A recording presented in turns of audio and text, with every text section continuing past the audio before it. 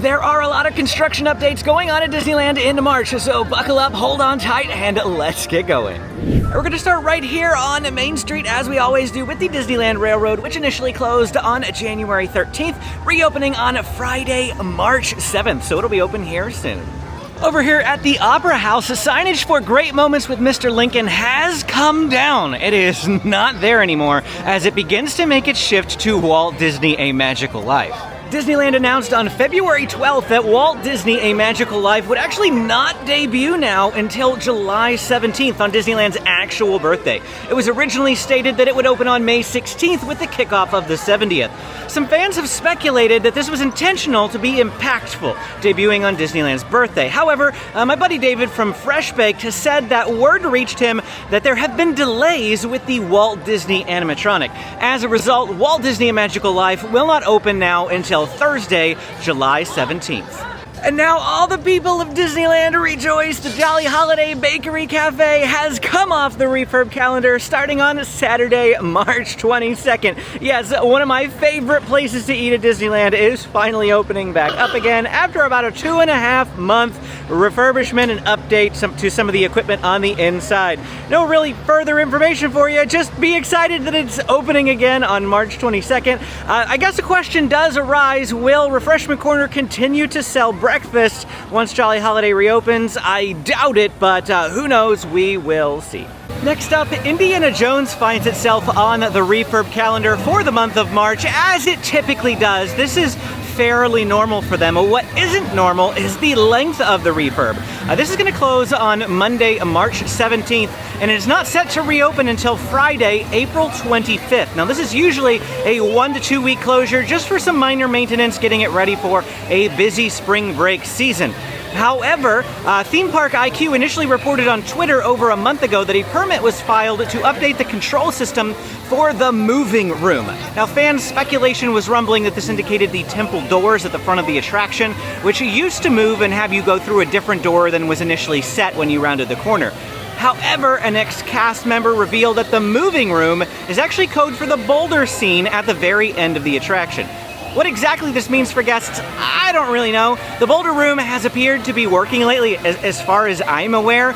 The permits are for the control system, so it's likely that the work being done isn't really guest-facing.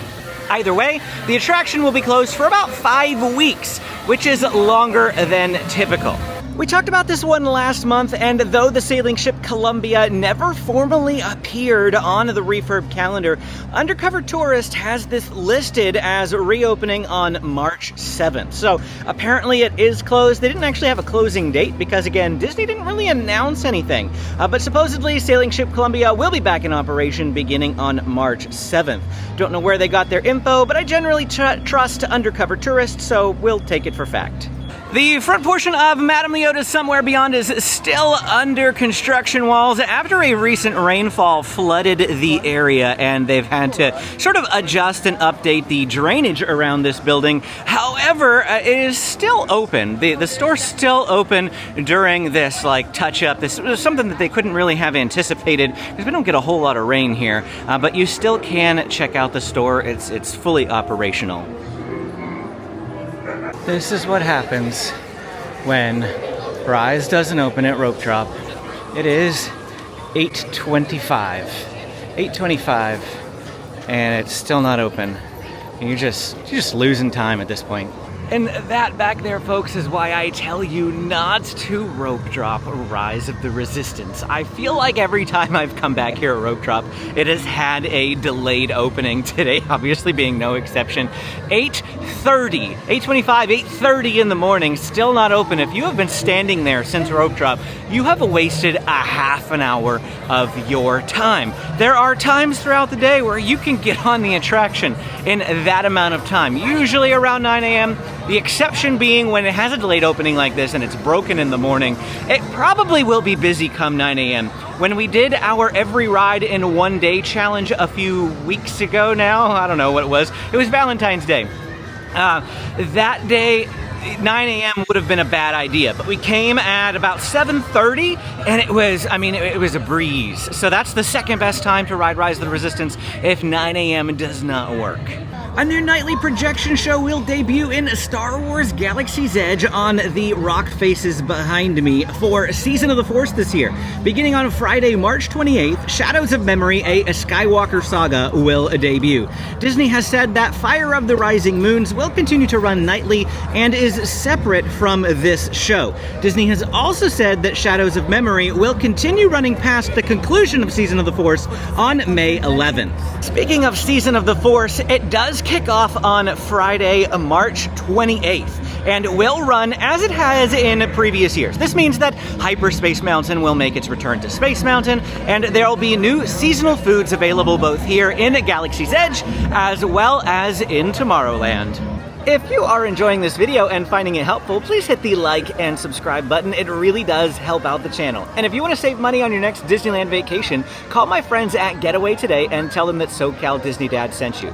Or click the link down in the description and use my coupon code to save on their already discounted hotel and ticket packages. It's a Small World is still closed here at Disneyland. It initially closed on Tuesday, January 21st, with no known reopening date. Now, initially it was said to be 2 months. However, news came out this last month that shortly before Richard Sherman died in 2024, he gifted Disneyland with a new final verse for It's a Small World. And it's been reported that the new verse will be incorporated into the ride for the 70th anniversary. This now begs the question, will It's a Small World be closed until the kickoff of the 70th anniversary on May 16th? Or will it reopen early with the new verse already incorporated? Or, a third option, is the new verse a simple button push that won't go live until the 70th but also won't affect the reopening date of the attraction? We simply don't know the answer. What we do know is that the construction is going beyond initial estimates. Months ago, it was said that It's a Small World would close for 2 months before Christmas and 2 months after. 2 months would have put it reopening in March, but that's not happening. Maybe we'll have some more information for you by April's construction update. Stay tuned.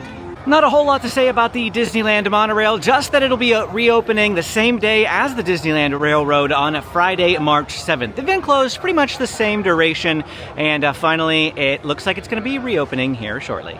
As we mentioned earlier, Space Mountain will be transitioning to Hyperspace Mountain on Friday, March 28th for the start of Season of the Force. I looked at the refurb calendar and Space Mountain is not listed as closed on the 27th, which some people always speculate if it'll be closed or not as it makes that switch and that change to the overlay, but I'm not seeing that. Usually they can do it pretty quickly. Most of the stuff is a button push on the track and the soundtrack and the special effects on the inside. They will, of course, need to update the signage on the outside here, but that shouldn't take too very long either. So I expect that it won't have any downtime if it's not on the refurb calendar. Construction continues at Pixie Hollow. This initially closed on September 15th, 2024. Yeah, quite a long time ago.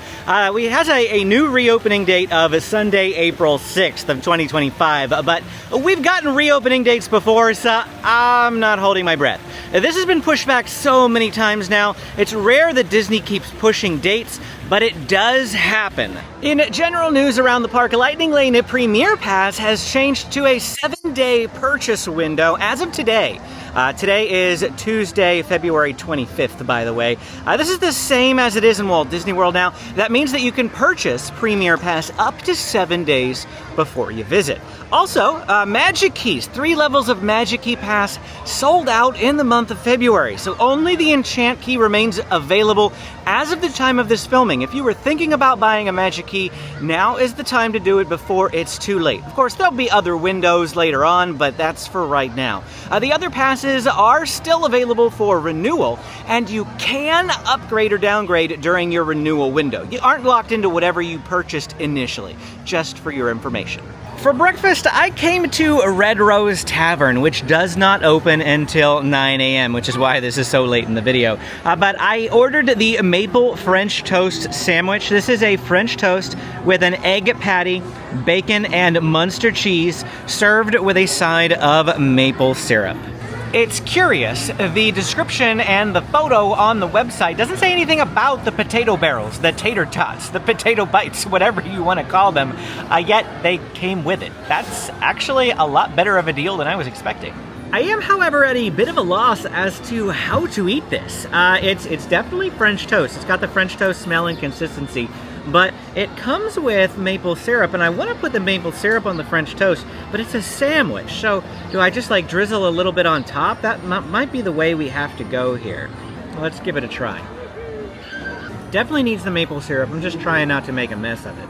Well, after eating a couple of bites, because it took me a couple of bites to really form an opinion about it, without the maple syrup, it's kind of bland. But with the maple syrup, it tasted pretty good. It was just a pain to have to keep drizzling it because, well, it's a sandwich. So I almost needed to like put it on the inside, maybe like pull one of the pieces off and put it on the top or something.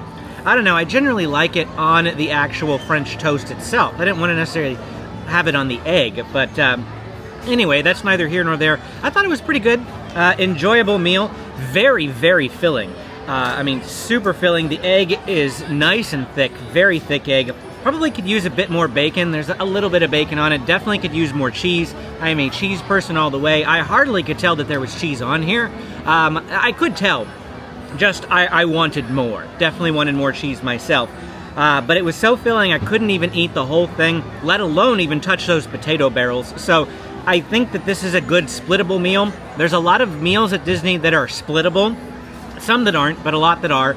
This is one of them to add to the list of splittable breakfast items. If you're coming with a couple of people, definitely plan on cutting this in half and splitting the meal with them. Now we're gonna head into downtown Disney. Not sure that there's a whole lot to report on, but I know of one major news item that I'm excited to share with you. And here's the news. It's exciting because it's almost been a year since Tortilla Joe's closed. Almost a year. And we have seen no visible progress of anything going on over here. Finally, construction walls are up. A permit has been filed for demolition, and demolition has begun. Tortilla Joe's is finally making progress to switching to its new restaurant theme.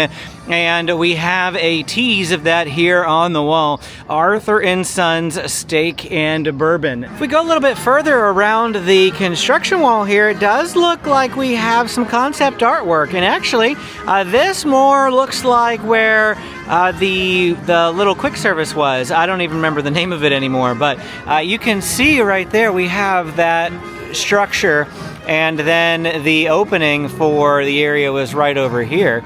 And if we look down, considering this is where the concept artwork is, we have that taller structure over there off to the left, which would basically where they'd put Arthur & Sons right there.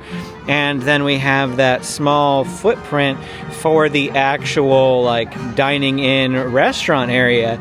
That means that we do not actually have any names and things. I know that they've got a name, I just can't ever remember what it is without looking it up, because they did say that 2 restaurants are going to be taking over the footprint. There was 2 restaurants here to begin with, because we had that little quick service right here that was kind of like a Chipotle, and then we had Tortilla Joe's. And of course, we're going to have 2 restaurants again, and Arthur & Sons is just one of them. So I went and looked it up.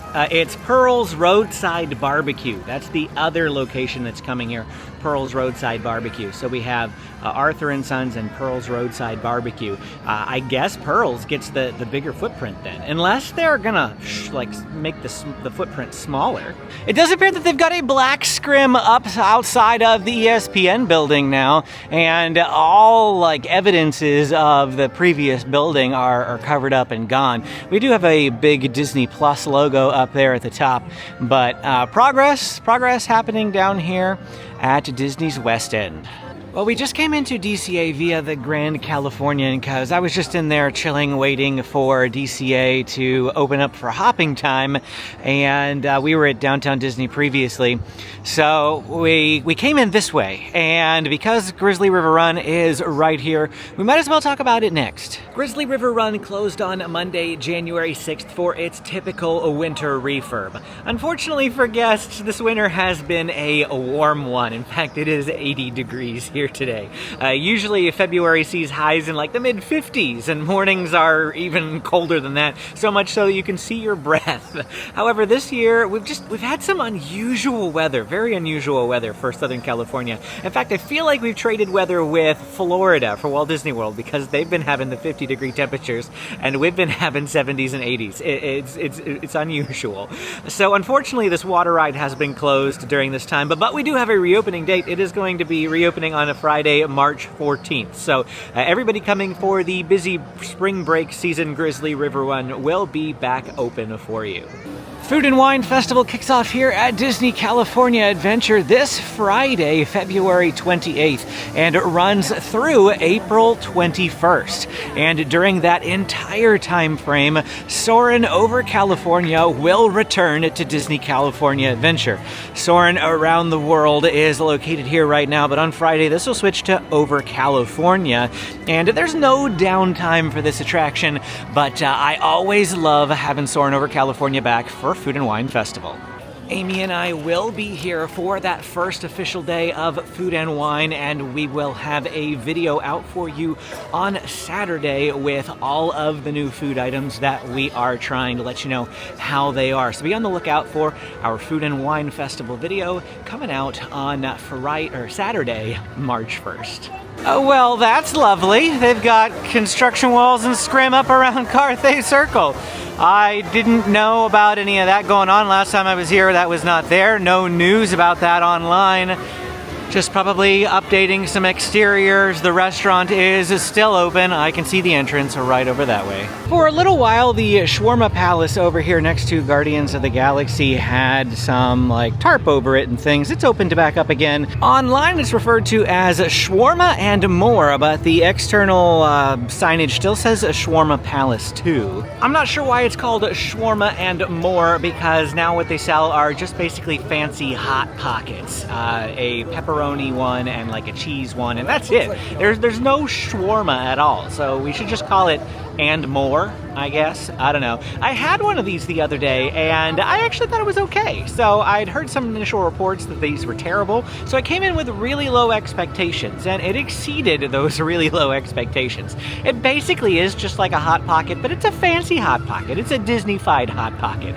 And here's a picture of it. Here's a little bit on your screen. You can have a look at what I ordered. But yeah, it ended up not being too bad. There's definitely better food elsewhere in the park. I wouldn't be rushing over here to get this, but if you're feeling in the mood for it, I liked it. Guardians of the Galaxy Mission Breakout finds itself on the refurb calendar yet again, closing on Monday, March 10th, and will be reopening on Friday, March 21st. This will be closed for just about 2 weeks. Now, Guardians has been plagued with elevator issues lately. If you've been checking the wait times via the Disneyland app, you might have seen a couple of days with 100+ minute waits. The average wait for this ride is around 40 minutes or so. Anytime you see it higher, what this is indicating is broken elevators. Around 70 minutes likely means that one lift is down, and around 2 hours or so, closing in on 2 hours anyway, likely means that 2 lifts are down.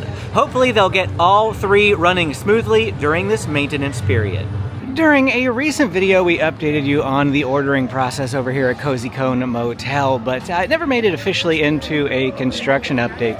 So it used to be that you would line up here and that you would place your order for each individual cone at each individual cone. But they've consolidated the ordering location to the center here. They've got one central ordering center where they've actually got 2 sides for this, where you order all of your food right here in the center area, and then after you get your receipt, you go to the individual cone to pick it up.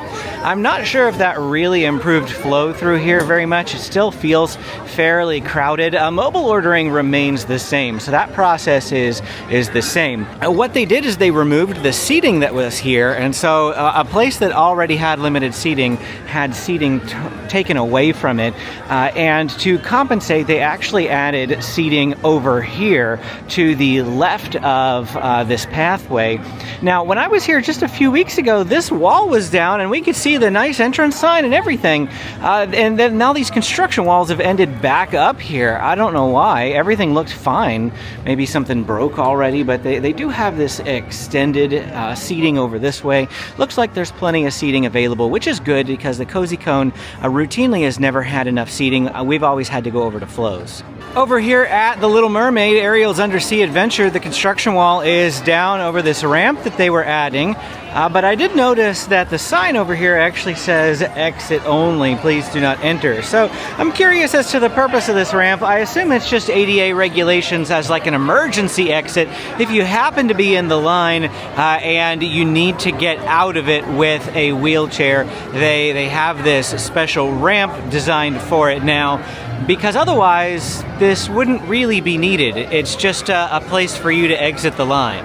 And finally, while we're on our way out, it's worth noting that the red car trolley, though no longer in operation, that the last day of operation was February 8th. One of the red car trolleys is permanently camped here at the entrance to the park so that you can still take photos in front of it. So that's a nice thing. I don't know how long this will be here, if it'll be a permanent fixture or if it is just temporary. But they do have it for now. And yeah, don't forget to take your photos. The red car trolley is still here. And that's going to be it for our time here today at Disneyland and Disney California Adventure, giving you a construction update for the month of March. If you have questions, drop them in the comments below. I'm always happy to answer them. Don't forget to hit that like and subscribe button on the way out. And if you'd like to see more of my Disneyland content, go ahead and click this video right here. Thanks for watching, and we will see you again next time.